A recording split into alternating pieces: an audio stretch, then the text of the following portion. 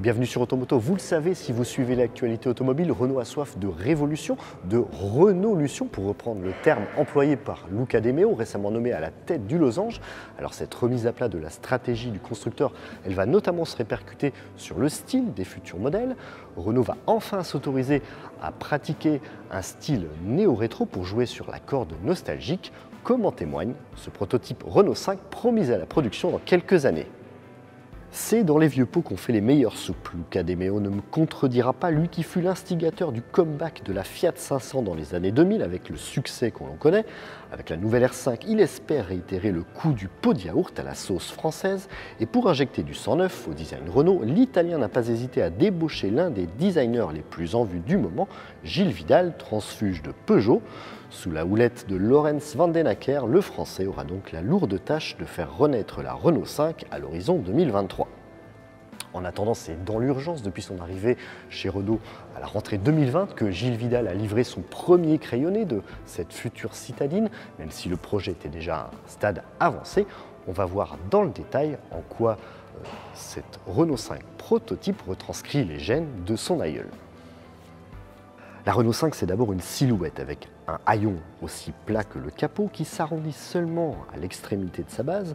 Cette poupe caractéristique est fidèle aux feux verticaux et plus particulièrement à ceux de la Super 5, mais ils sont légèrement échancrés en guise de clin d'œil aux extracteurs de la R5 Turbo.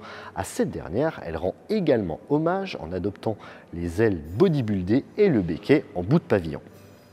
À l'avant, on retrouve la calandre pleine de la mamie avec un léger arrondi en bout de capot.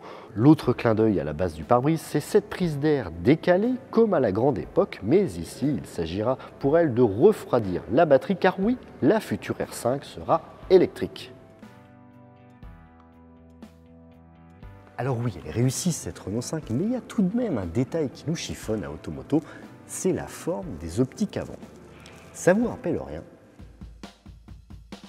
Ben ouais, cette forme caractéristique en trapèze, ça nous fait furieusement penser à la 205. Alors, on n'en veut pas à Gilles Vidal parce qu'on sait qu'il a dû quitter précipitamment la direction du style Peugeot l'été dernier.